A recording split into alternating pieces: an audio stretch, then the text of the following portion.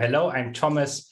I'm CEO of Fyrfeed, and Fyrfeed creates marketing content with AI. More specifically, we create content for social media, newsletters, and blogs, complete with text and images that our customers can publish with just one click. Everyone knows that you need to constantly push great content on digital channels. And I'm just realizing that the clicker seems to be not working as it should be. So maybe I'll just wait a little bit until it is sorted out. It seems to be a constant issue here. We'll get it fixed for you. We'll get it fixed. Just let me know once it is working, because that would obviously be quite helpful first. Just give it a second, give it a beat until it works. And obviously it's happened to a few, so no pressure on that. We'll just start with the timer again, as we did with all the other ones before. And you know how it is. If things go wrong in pitching, there's only 3 things you can do: improvise, adapt, and overcome. And that's the way to do it. If things go wrong, just make them better. Or you could also, which is also an option, panic, freak out and run away, which is option 2, which I usually would not advise, but it would be quite interesting as well. Thomas, I think you'll go for improvise, adapt, and overcome, the way it looks, or potentially fixing the clicker. How are we doing on the clicker front? It seems to be working. Great. It seems clicky. So take your time, wait, inhale, exhale, and whenever you're ready, go for it again. All right, cool. Yeah, so as I was saying, we're creating content for social media, newsletters, and blogs, complete with text and images that our customers can publish with just one click.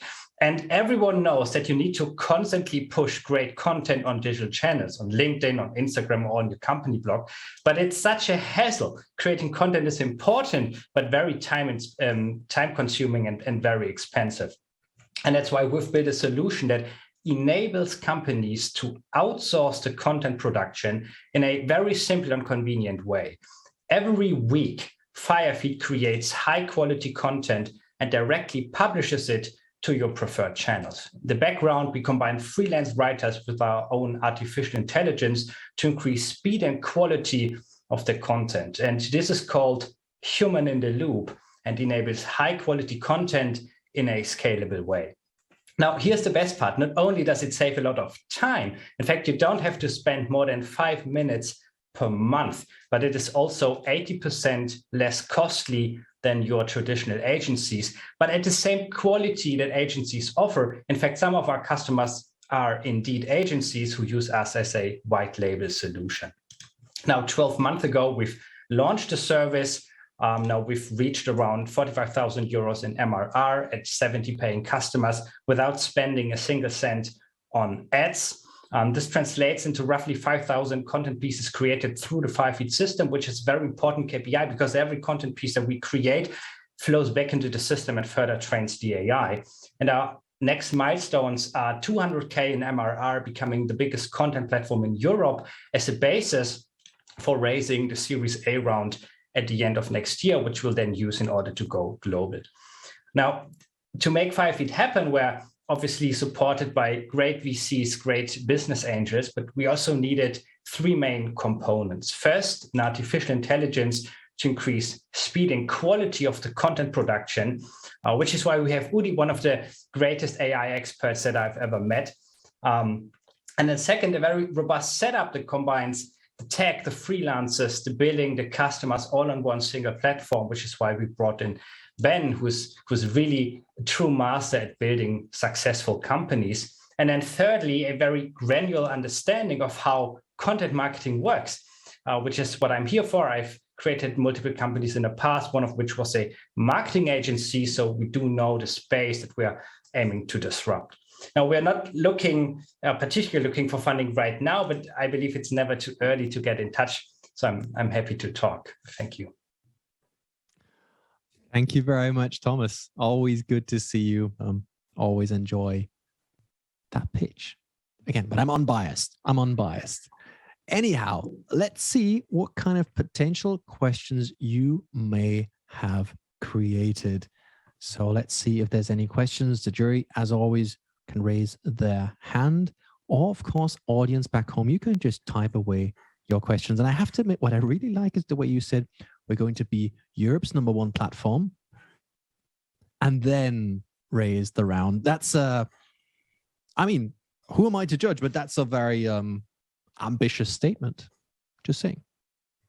That's a big smile on that one where he goes like, yes, but it'll work. Tell us a bit about your competition, just out of curiosity. Sure. Yeah, that's a very interesting topic because there are obviously other companies who use AI in order to generate texts and images, especially for marketing purposes.